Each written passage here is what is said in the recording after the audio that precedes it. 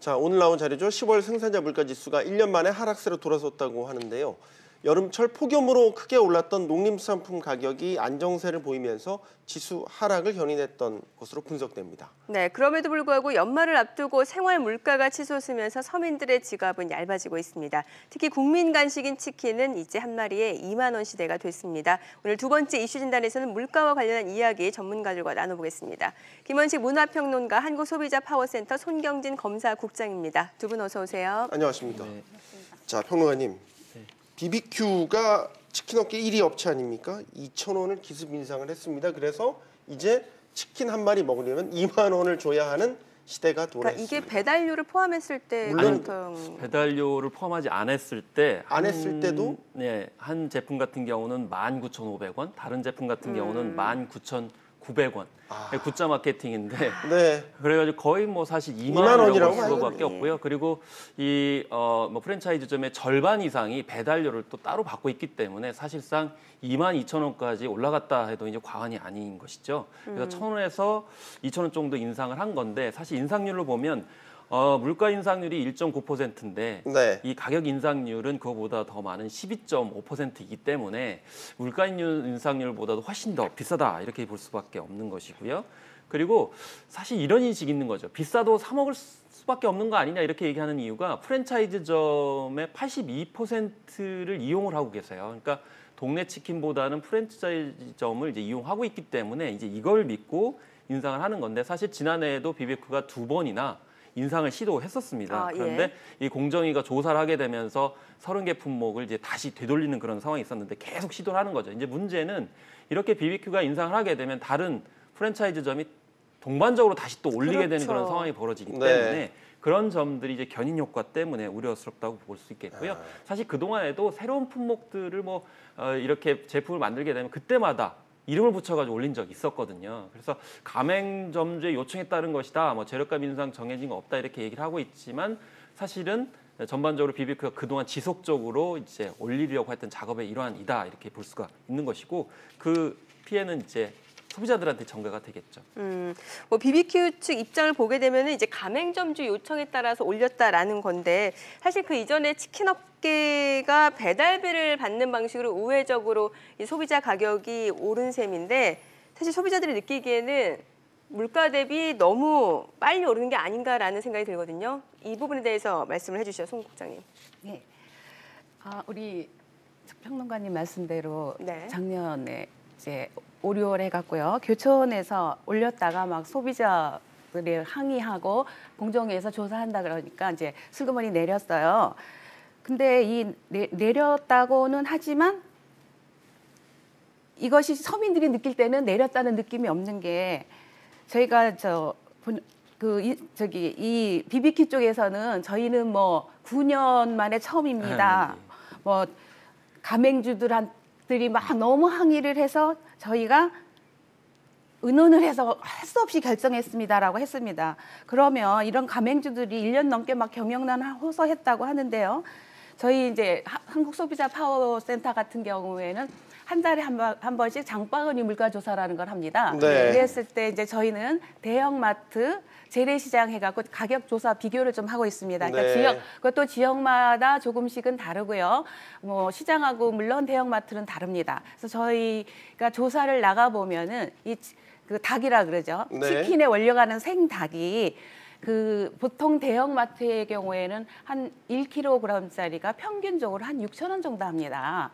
그리고 재래시장을 가면은 그 1kg짜리는 한 2마리 정도 10,000원?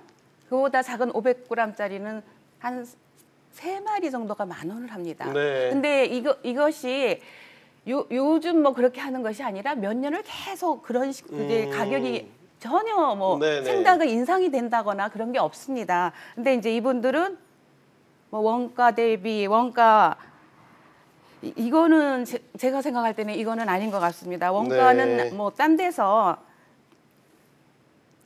원가를 계산하시는 게 아닌가 저는 이제 그런 생각이 듭니다. 그렇습니다. 이제 프랜차이즈 닭이 무려 이제 원가 대비 13배에서 14배 정도 높기 때문에 너무 이제 높다라는 것을 이제 지적할 수 있는 것이죠. 그러니까 소비자 단체 쪽에서는 원가 인상이라고 하지만 정말 원재료로 하고 있을 수 있는 생닭의 가격은 크게 변동이 없는데 어디가 이제 원재 식재료 값이 인상이 된 거냐라고 뭐 의구심을 충분히 가질 수 있겠죠.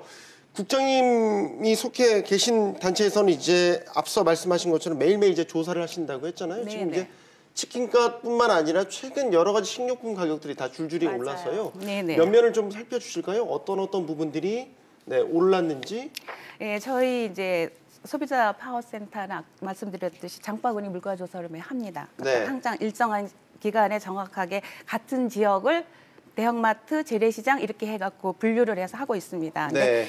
이 치킨 값만이 아니고요. 보면은 이 우선 대표적인 거까지 얘기해 보면 지금 김장철이잖아요. 네. 이제 김장철이라서 보면 대형마트하고 재래시장 물론 약간의 차이는 있습니다.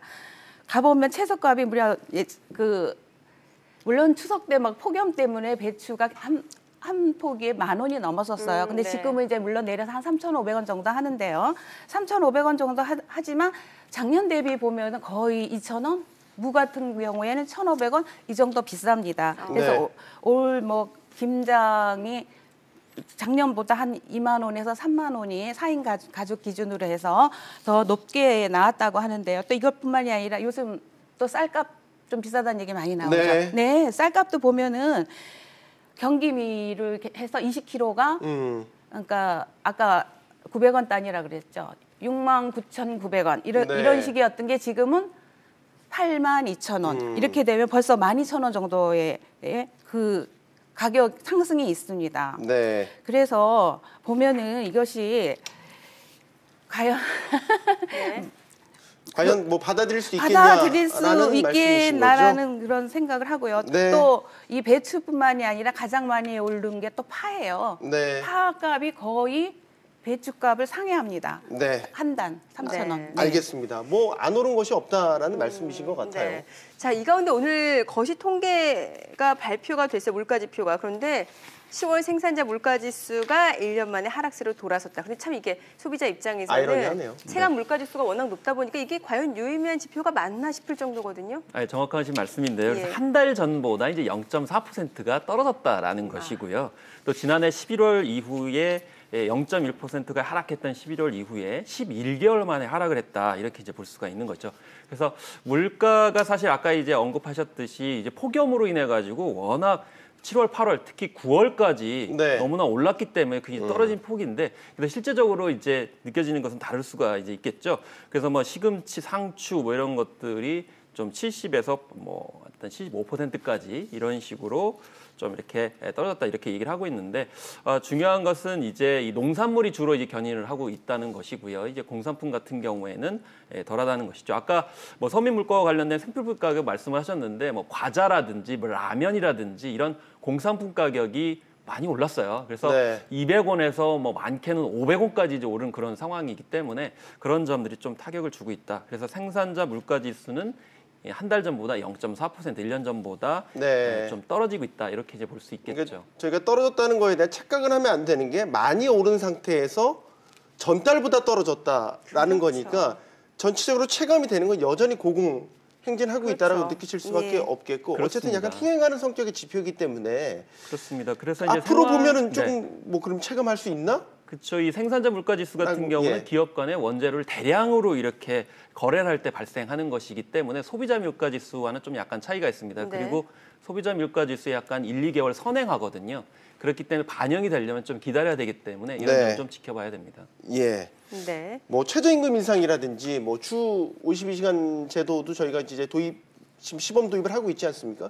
이런 부분도 일정 부분 영향을 미쳤다 이렇게 볼 수 있을까요? 그렇습니다. 이제 최저임금 때문에 사실은 인력 줄이는 문제 발생했고요. 네. 또 주 52시간이 이제 적용되게 되면 추가 고용을 하게 되는 문제가 발생을 하죠. 그리고 일을 더 시키면서 임금을 더 줘야 되는 문제들이 생기기 때문에 결국 이런 그 기업주 입장에서 봤을 때 손해분을 바로 물가 인상률, 그러니까 제품 가격에 반영을 하고 있는 그런 상황인 것이죠. 그래서 네. 올해 시간당 7,530원, 지난해보다 16.4% 증가를 했는데 네. 이것을 상품에다 전가를 하고 있기 때문에 전반적으로 서민들이 주로 이용하는 생필품에 영향을 받고 있는다는 것이죠. 그래서 뭐 동네 미용실부터 식당, 심지어는 햄버거 업체 같은 경우에도 5에서 한 6% 정도, 한식업체는 한 14%, 또 제조 식품업체 같은 경우에도 6에서 9% 정도 반영을 하고 있는데 뭐 심지어는 우유 가격을 저렇게 3.6%, 뭐 4.5% 이렇게 증가를 시키고 있고 또 뭐 농심 사례도 나왔지만 주로 과자라든지 라면 쪽에 이제 영향을 받고 있거든요. 네. 또 우유 같은 경우는 빵이라든지 유제품이라든지 아이스크림에 영향을 받기 때문에 네. 이건 당연히 또 이제 서민 물가와 영향이 줄줄이 되고요. 도미노 인상이네요. 그렇습니다. 예. 또 이제 만두, 어묵 뭐 이런 뭐 이제 가공 그런 이제 쌀 이제 식품까지도 이렇게 영향을 받고 있는 그런 상황인데 이런 것들이 전체적으로는 최저임금이나 주 52시간까지도 이 전가하는 행태로 영향을 받고 있다고 볼 수 있겠습니다. 네, 뭐 사실 주 52시간 근무 최저임금 인상이 물가에 어느 정도 영향을 주는 어느 정도의 비중을 차지하는지 정확하게 알 수는 없습니다만 자 중요한 건 내년도 최저임금이 올해보다 10.9%나 높은 8,350원이란 말이죠. 자 그러면은 이 인건비 상승에 대한 부담이 또다시 물가로 전가되면은 체감 물가는 더 높아지고 그런 거 그렇습니다. 아니에요? 그렇기 때문에 오히려 이제 지금 현재의 물가 인상에 관련돼서 더욱더 이제 우려와 불안이 있는 것이죠. 그래서 원래는 최저임금 같은 경우에는 그 속도 조절론이 나온 이유가 여기에 있습니다. 네. 이거는 그냥 뭐 이렇게 성장으로 이어지는 것이 아니고 바로 이제 물가에 반영이 되는 그런 측면이 있기 때문에 만약에 올 연말이나 연초에 올리지 않는다 하더라도 내년에는 이제 올리게 되는 그런 상황이 벌어지고요. 다만 소비자들이 여기에 대한 저항이 굉장히 강하기 때문에 내년 이제 그런 상반기 정도의 이런 최저임금 인상분을 반영하기는 좀 어려울 것 같고 내년 하반기 정도로 좀 눈치를 보지 않겠느냐 이런 상황이 벌어지고요.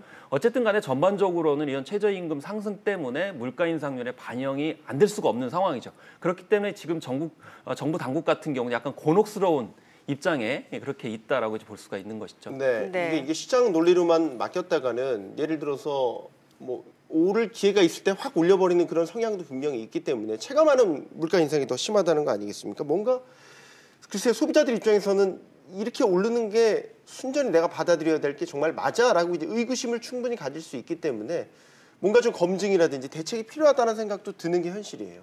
그래서 일단 사실 물가 인상하는 부분 품목을 보면 과독점 그런 품목들이 많아요. 네. 그러니까 국민들이 그거를 거의 쓸 수밖에 없는 또 그거에 익숙한 그런 제품들 같은 경우가 이렇게 뭐 1,000원에서 2,000원까지도 치킨처럼 인상을 하고 있는 상황이 벌어지거든요. 생닭도 사실상 반독점 상태라고 네, 봐야 그렇습니다. 되니까. 사실 그렇기 때문에 약간 여기서 좀 결이 다른 점이 있는데 이 중소 이제 치킨 업체들이 연합을 해가지고 작년에 우리는 올리지 않겠다 네. 이렇게 한 적이 있어요. 네, 네. 그렇기 때문에 그런 묘한 그런 경쟁 관계들을 통해 가지고 좀 주춤하게 만드는 그런 유인 효과도 좀 필요하고요. 네. 무엇보다도 가격 인상에 대해서 소비자들의 저항감이 굉장히 커요. 그렇기 때문에 당장에 올리게 되면 아마 기업체 측의 입장에서 봤을 때 부담이 돼서 오히려 기업은 이런 최저임금이나 52시간에 따른 이제 그런 인상분을 제품 네. 가격에 이제 반영시키기보다는 다양한 마케팅 방법으로 혹은 어떤 새로운 그런 서비스의 접근으로 유인하는 것이 장기적으로 기업 수익에도 좀 도움이 된다 이렇게 볼 수가 있겠고요. 네. 특히 정부 당국에서는 서민들의 가계에 타격을 줄 수 있는 식료품이라든지 외식비 같은 경우는 적절한 그런 규제나 어떤 조율을 하는 것이 현실적으로 필요하지 않나 싶습니다. 네. 자 이렇게 식품 물가가 줄줄이 오르면 이제 다음은 어떤 품목이 오를까 이 부분도 좀 걱정이 되는데 네. 지금 서민들의 대표적인 술로 알려진 소주가 가격 인상 압박이 굉장히 지금 거셉니다. 특히 2020년 주세 개편안을 앞두고 있잖아요, 손 국장님. 네.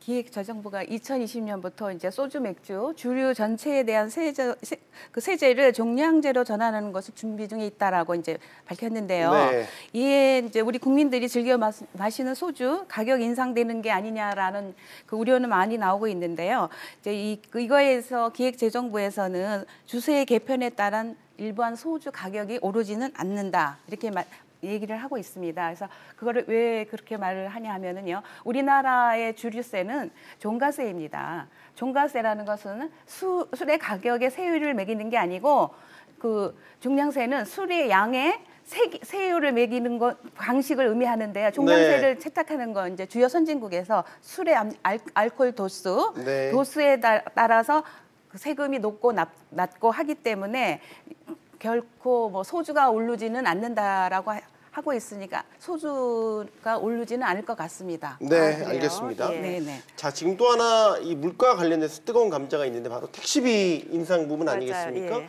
지금 3,800원으로 오를 것이 유력하다고 하죠. 지금 이제 기본 요금은 3,000원인데 이제 800원이 더 오르게 되는 건데 글쎄요. 뭐 올릴 때가 됐다라는 의견도 있는 것 같고 그렇지 않아도 주머니 네. 얇아졌는데 택시값마저 오르게 되면 비용 부담 크다 이런 네. 의견도 팽팽한 것 같습니다. 사실 연말 연초에 모임 많으시잖아요. 네. 그러다 보니까 택시 많이 이용을 하시게 되는데 이게 직격탄이 될 수 있는데 내년 이제 늦어도 초에는 이게 인상이 될 것 같다라는 예측이 나오는데 원래는 3,500원에서 4,000원 사이였어요. 그래서 네. 중간에 한 3,800원 낼 것이다 이렇게 얘기를 하는데 사실 연말 연초에 이제 심야 택시 많이 이용하는데요. 심야 택시 같은 경우는 5,400원에 내릴 것으로 이렇게 나타나고 있어요. 그래서 주행 요금이 139m 에서 100m당 100원으로 바뀌고요. 또 시간 요금도 이 33초에서 25초당으로 이제 바뀌기 때문에 과연 요금 인상률이 이렇게 25%에 이른데 이게 물가 인상률보다 훨씬 높기 때문에 과연 거기에 대해서 서비스는 증진될 것이냐. 특히 승차 거부 문제 같은 경우 어떻게 할 거냐. 특히 여성들 같은 경우 또